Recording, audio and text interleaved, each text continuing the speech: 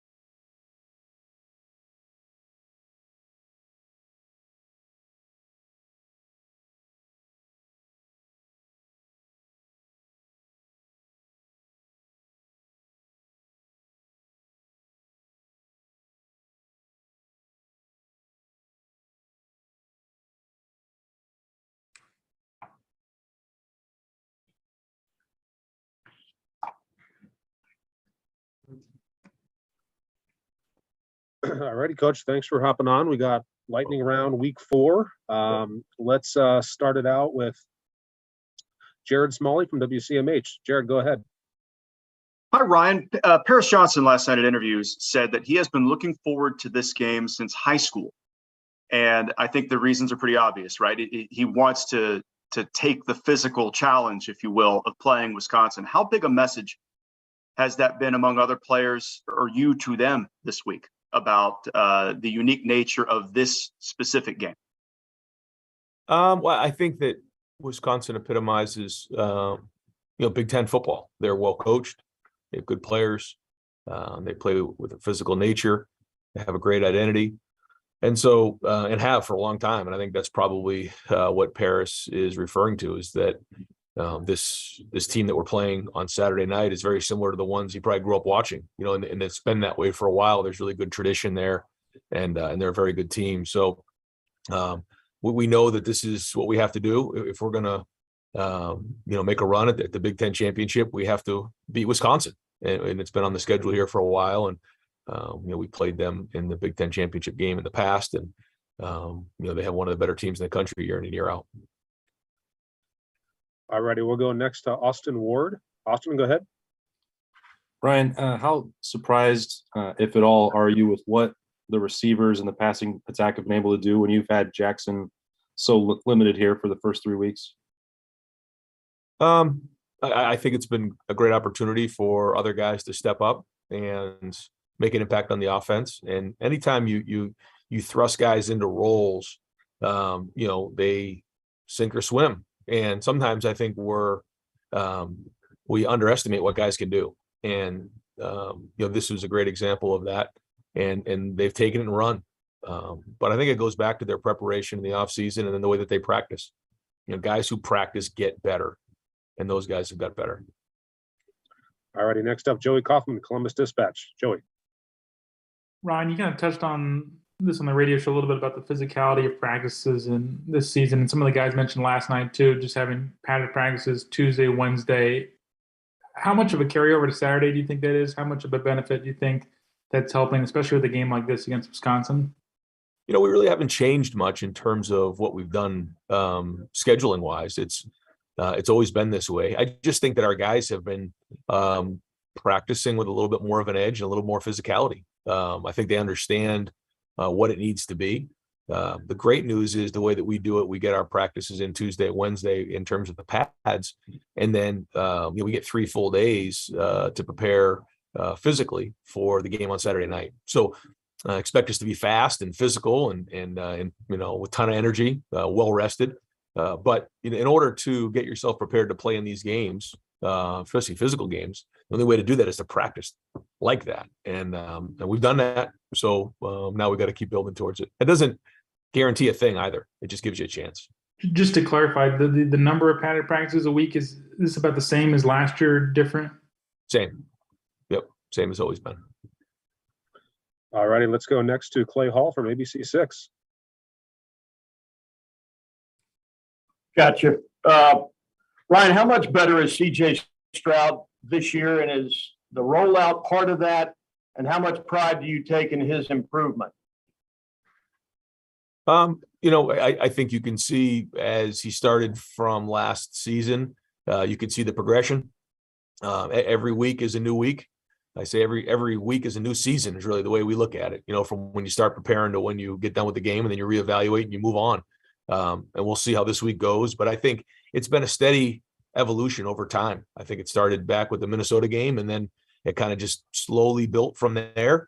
And then, and here we are right now. So I don't think, he has any intention of slowing down. And I think, we all believe that when you stop trying to prove something, then you fail to improve. And I've heard that from a very good coach, and I believe in that. And I think CJ takes that same mentality, is that, he wants to improve every single week he's out there.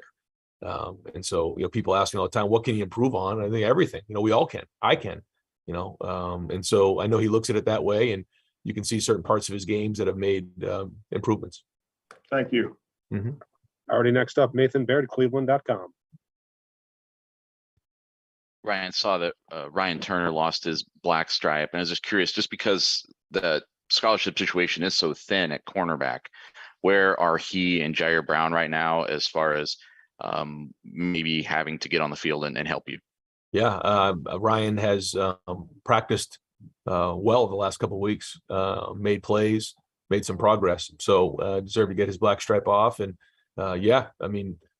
he's been getting reps, with the first team, second team, and he really hasn't been on the scout team much the last couple of weeks. And same thing with Jair. So those guys. Now the way we practice, I think I mentioned this before. We have scout team, we have 1-on-1s and 1-on-2s. So there's a lot of kind of guys practicing with different groups, but both of those guys have shown improvement, and we've seen other freshmen get on the field and do well. So Tim and Jim and all the guys on defense will get those guys prepared for if the time is right. They're at competitive excellence. All right, let's go next to Dan Hope, 11 Warriors. Yeah, Ryan, obviously Jackson and Julian only played on a limited basis last week. Are you confident those guys are full go and able to play as much as needed this week? Yeah, I think so. I think coming off of last week, you saw Julian get in there and catch 2 touchdown passes, which was great. And Jackson and caught a couple balls. And so we'll kind of just keep taking it day by day and see how they do. But so far so good. All right, let's go next to Tony Gerdeman, Buckeye Huddle. Ryan, how have you seen the relationship between Cade Stover and CJ Stroud grow over the last year or two? And how responsible is that for their connections this season? I think it's very important. I think Cade's a big target. He's got strong hands. And I think over time, you have to build confidence on both sides of that, the receiving end and the throwing end. And I think that's happened. And now it's happening in real time in games. So that's important as we move forward, because that's that's something that can be a huge weapon for us as we head into conference play. All righty, next up, Tim. Yeah, I'm going to follow up a little bit, Ryan, on the I formation, only from the standpoint of, have you noticed, though, it's also brought like a mindset for your offense, this rekindled physical approach, et cetera. But when you have, three tight ends out there, four really, when you count Mitch Rossi and a running back, I mean, just was that sort of what you were looking for also, a mindset as much as a formation? Yes. Yeah, I think lining up under center and lining up and playing downhill is a little bit of a mindset for sure. And listen, that has limitations too. We can't do that all the time, but having that as part of your game, inside drill, just across the board, I think it's a healthy thing for the offense and the defense. Thank you. Yep. All righty, next up, Spencer Holbrook, Lettermen Row. Spencer.